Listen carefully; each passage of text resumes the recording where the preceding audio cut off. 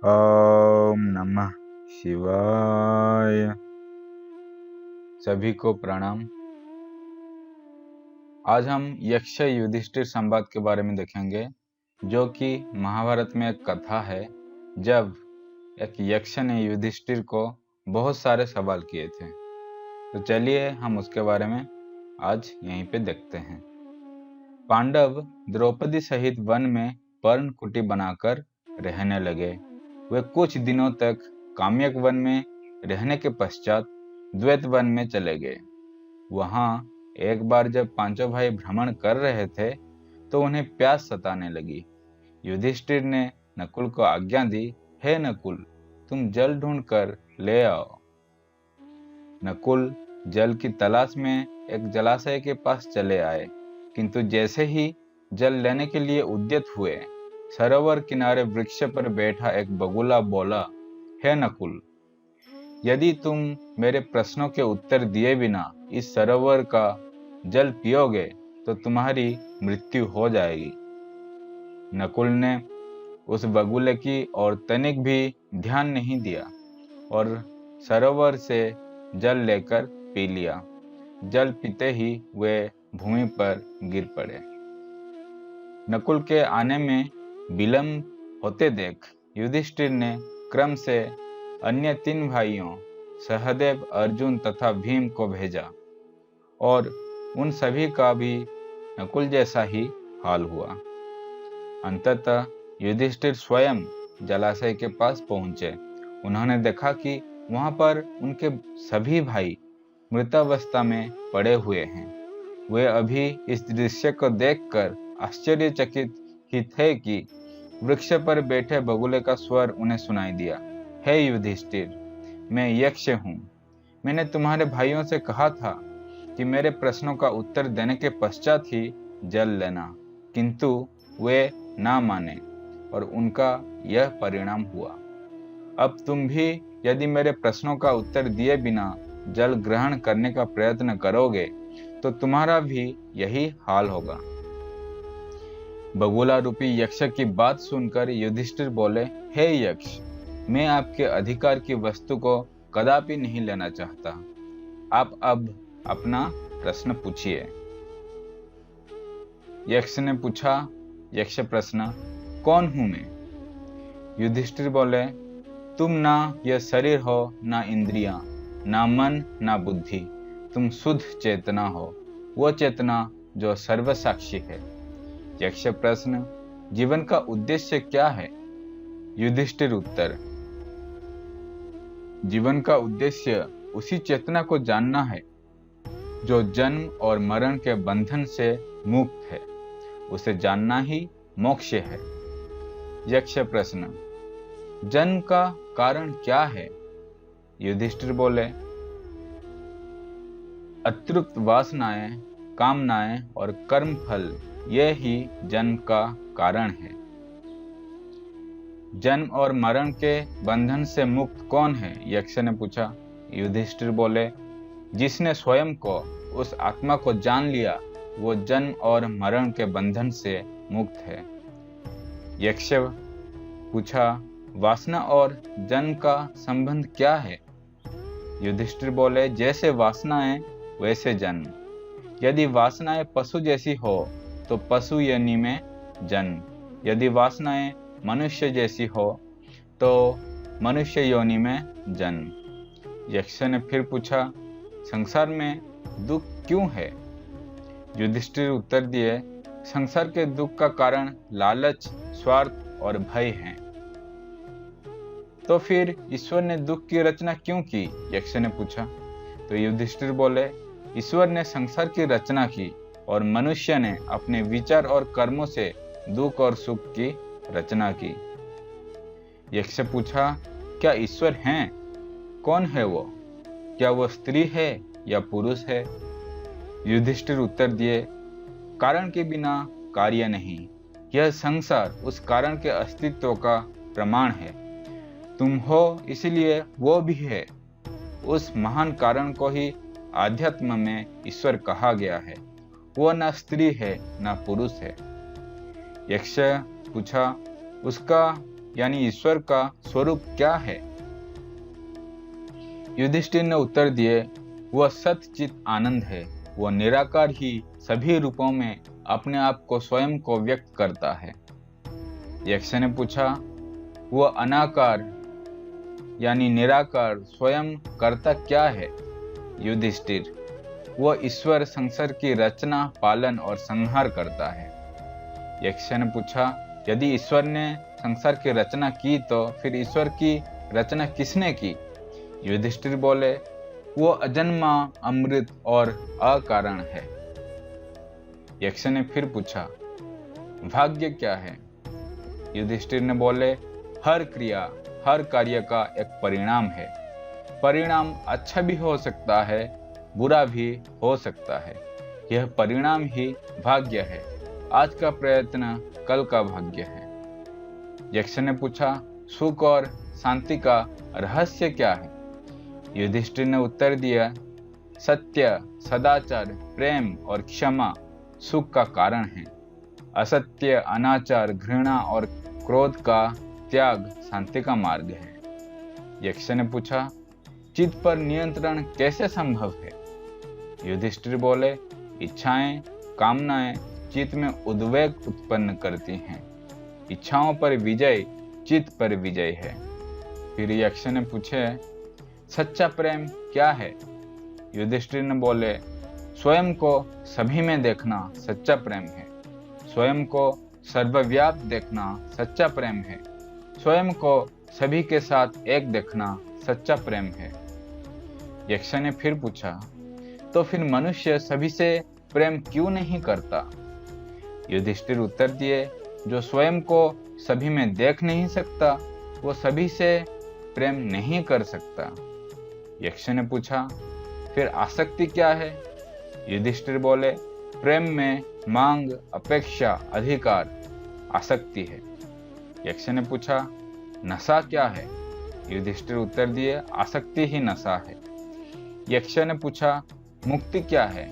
युधिष्ठिर ने बोले, अनासक्ति यानी आसक्ति के विपरीत ही मुक्ति है। यक्ष फिर पूछे, बुद्धिमान कौन है? युधिष्ठिर बोले, जिसके पास विवेक है वही बुद्धिमान है।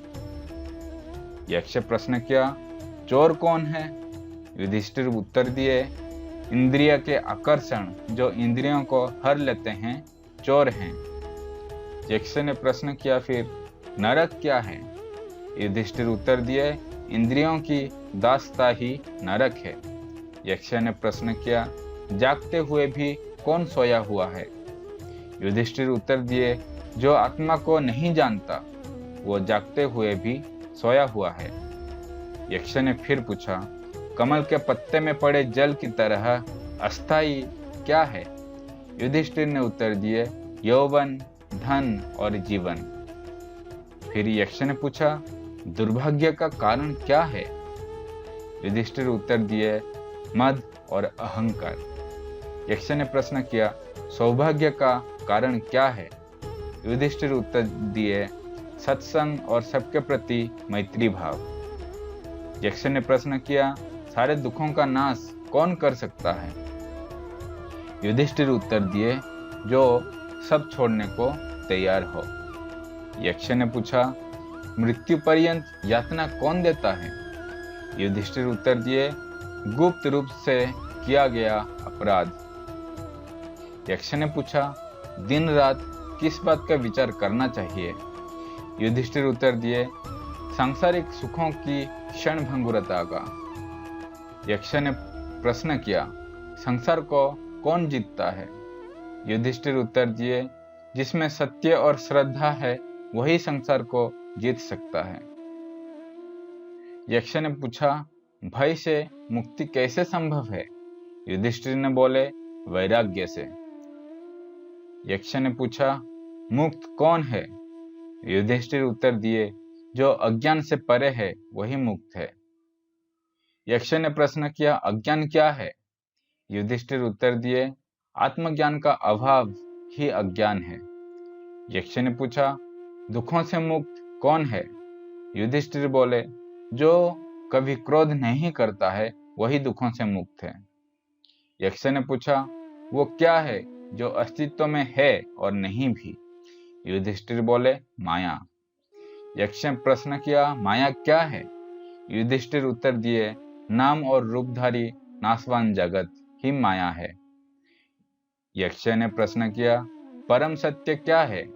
युधिष्ठिर उत्तर दिए, ब्रह्म। यक्ष ने प्रश्न किया, सूर्य किसकी आज्ञा से उदित होता है? युधिष्ठिर उत्तर दिए, परमात्मा यानी ब्रह्म की आज्ञा से। यक्ष ने प्रश्न किया, किसी का ब्राह्मण होना किस बात पर निर्भर करता है, उसके जन्म पर या शील स्वभाव पर? युधिष्ठिर उत्तर दिए, कुल या विद्या के कारण ब्राह्मणत्व प्राप्त नहीं हो जाता। ब्राह्मणत्व शील और स्वभाव पर ही निर्भर है। जिसमें शील ना हो ब्राह्मण वो नहीं हो सकता। जिसमें बुरे व्यसन हो वो चाहे कितना ही पढ़ा लिखा क्यों ना हो ब्राह्मण नहीं होता। यक्ष ने पूछा, मनुष्य का साथ कौन देता है? युधिष्ठिर बोले, धैर्य ही मनुष्य का साथी होता है। यक्ष ने फिर पूछा कि स्थायित्व किसे कहते हैं? धैर्य क्या है? स्नान किसे कहते हैं? और दान का वास्तविक अर्थ क्या है? युधिष्ठिर बोले, अपने धर्म में स्थिर रहना ही स्थायित्व है। अपनी इंद्रियों पर नियंत्रण रखना ही धैर्य है। मनोमालिन्य का त्याग करना ही स्नान है और प्राणी मात्र की रक्षा का भाव ही वास्तव में दान है। यक्ष ने पूछा, कौन सा शास्त्र है जिसका अध्ययन करके मनुष्य बुद्धिमान बनता है? युधिष्ठिर बोले, कोई भी ऐसा शास्त्र नहीं है। महान लोगों की संगति से ही मनुष्य बुद्धिमान बनता है। यक्ष ने पूछा, भूमि से भारी चीज क्या है? युधिष्ठिर उत्तर दिए, संतान को कोख में धरने वाली माँ भूमि से भी भारी होती है। यक्ष ने प्रश्न किया, आकाश से भी ऊंचा कौन है? युधिष्ठिर उत्तर दिए, पिता। यक्ष ने पूछा, हवा से भी तेज चलने वाला कौन है? युधिष्ठिर ने उत्तर दिया, मन। यक्ष ने प्रश्न किया, घास से भी तुच्छ चीज क्या है? युधिष्ठिर उत्तर दिए, चिंता। यक्ष ने पूछा, विदेश जाने वाले का साथी कौन होता है? युधिष्ठिर उत्तर दिए, विद्या। यक्ष ने पूछा, घर में रहने वाले का साथी कौन होता है? युधिष्ठिर उत्तर दिया, पत्नी। यक्ष ने प्रश्न किए, मरणासन्न वृद्ध का मित्र कौन होता है? युधिष्ठिर उत्तर दिए, दान, क्योंकि वही मृत्यु के बाद अकेले चलने वाले जीव के साथ साथ चलता है। यक्ष प्रश्न किए, बर्तनों में सबसे बड़ा कौन सा है? युधिष्ठिर उत्तर दिए, भूमि ही सबसे बड़ा बर्तन है जिसमें सब कुछ समा सकता है। यक्ष ने प्रश्न किए, सुख क्या है? युधिष्ठिर उत्तर दिए, सुख वह चीज है जो शील और सच्चरित्रता पर आधारित है। यक्ष ने प्रश्न किए, किसके छूट जाने पर मनुष्य सर्वप्रिय बनता है? युधिष्ठिर उत्तर दिए, अहम भाव के छूट जाने पर मनुष्य सर्वप्रिय बनता है। यक्ष ने प्रश्न किया, किस चीज में खो जाने पर दुख होता है? युधिष्ठिर बोले, क्रोध। यक्ष ने प्रश्न किया, किस चीज को गंवाकर मनुष्य धनी बनता है? युधिष्ठिर उत्तर दिए, लालच को खोकर। यक्ष ने प्रश्न किया, संसार में सबसे बड़े आश्चर्य की बात क्या है? युधिष्ठिर उत्तर दिए, हर रोज आंखों के सामने कितने ही प्राणियों की मृत्यु हो जाती है। यह देखते हुए भी इंसान अमरता के सपने देखता है। यही महान आश्चर्य है। यक्ष ने प्रश्न किया, कौन व्यक्ति आनंदित या सुखी हैं? युधिष्ठिर ने उत्तर दिए, हे जलचर यानी जलाशय में निवास करने वाले यक्ष, जो व्यक्ति 5वें 6ठे दिन ही सही अपने घर में साग या सब्जी पकाकर खाता है, जिस पर किसी का ऋण नहीं है और जिसे परदेश में नहीं रहना पड़ता है, वही मुदित सुखी है। यदि युधिष्ठिर के शाब्दिक उत्तर को महत्व ना देकर उसके भावार्थ पर ध्यान दे तो इस कथन का तात्पर्य यही है, जो सीमित संसाधनों के साथ अपने परिवार के बीच रहते हुए संतोष कर पाता है वही वास्तव में सुखी है। यक्ष ने प्रश्न किया, इस सृष्टि का आश्चर्य क्या है? युधिष्ठिर उत्तर दिए, यहाँ इस लोक से जीवधारी प्रतिदिन यमलोक को प्रस्थान करते हैं, यानी एक एक कर सभी का मृत्यु देखी जाती है। फिर भी जो यहाँ बचे रह जाते हैं वे सदा के लिए यहीं टिके रहने के लिए आशा करते हैं। इससे बड़ा आश्चर्य भला क्या हो सकता है? तात्पर्य यह है कि जिसका भी जन्म हुआ है उसकी मृत्यु अवश्य भावी है और उस मृत्यु के साक्षात्कार के लिए सभी को प्रस्तुत रहना चाहिए।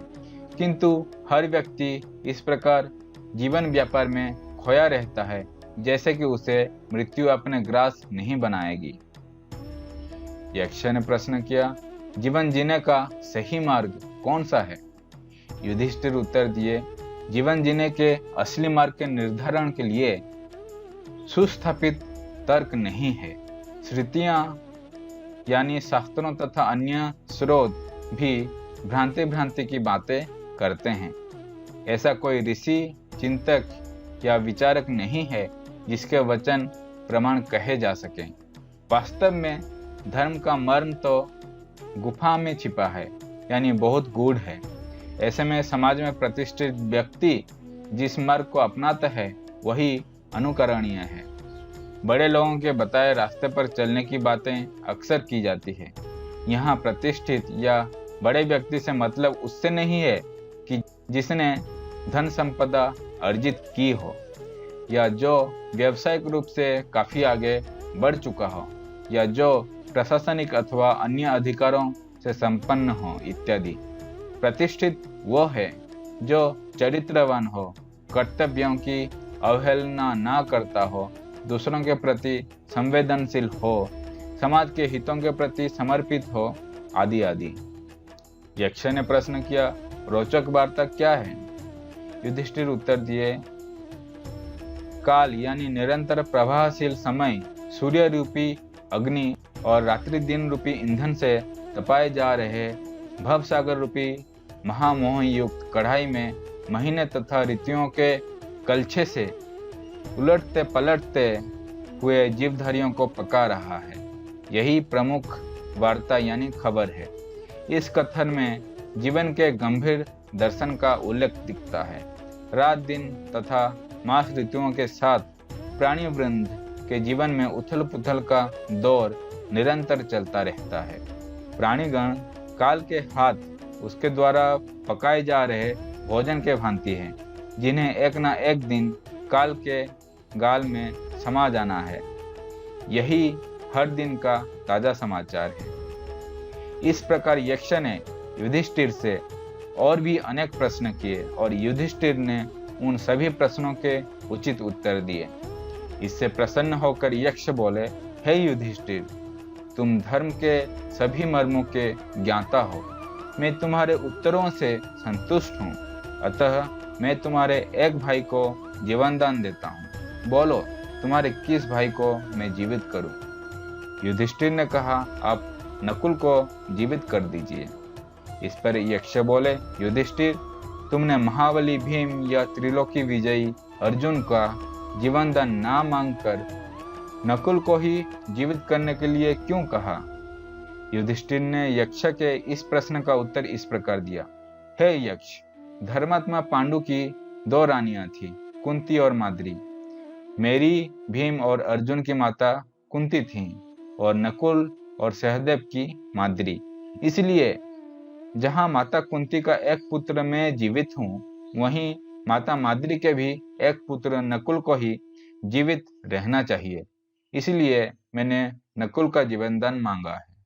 युधिष्ठिर के वचन सुनकर यक्ष ने प्रसन्न होते हुए कहा, हे वत्स, मैं तुम्हारे विचारों से अत्यंत ही प्रसन्न हुआ हूँ। इसलिए मैं तुम्हारे सभी भाइयों को जीवित करता हूँ। वास्तव में मैं तुम्हारा पिता धर्म हूँ और तुम्हारी परीक्षा लेने के लिए यहीं आया था। धर्म के इतना कहते ही सब पांडव ऐसे उठ खड़े हुए जैसे कि गहरी नींद से जागे हों। युधिष्ठिर ने अपने पिता धर्म के चरण स्पर्श कर उनका आशीर्वाद लिया। फिर धर्म ने कहा, वत्स, मैं तुम्हारे आचरण से बहुत प्रसन्न हूं, इसलिए तुम मुझसे अपनी इच्छानुसार वर मांग लो। युधिष्ठिर बोले, हे तात, हमारा 12 वर्षों का वनवास पूर्ण हो रहा है और अब हम 1 वर्ष के अज्ञातवास में जाने वाले हैं। अतः आप यह वर दीजिए कि उस अज्ञातवास में कोई भी हमें ना पहचान सके। साथ ही मुझे यह वर दीजिए कि मेरी वृत्ति सदा आप अर्थात धर्म में ही लगी रहे। धर्म युधिष्ठिर को उनके मांगे हुए दोनों वर देकर वहां से अंतर्ध्यान हो गए। तो यक्ष युधिष्ठिर संवाद मैं यहीं पे समाप्त करता हूँ और सभी का अंदर स्थित परमात्मा को मैं नमन करता हूँ। ओम नमः शिवाय।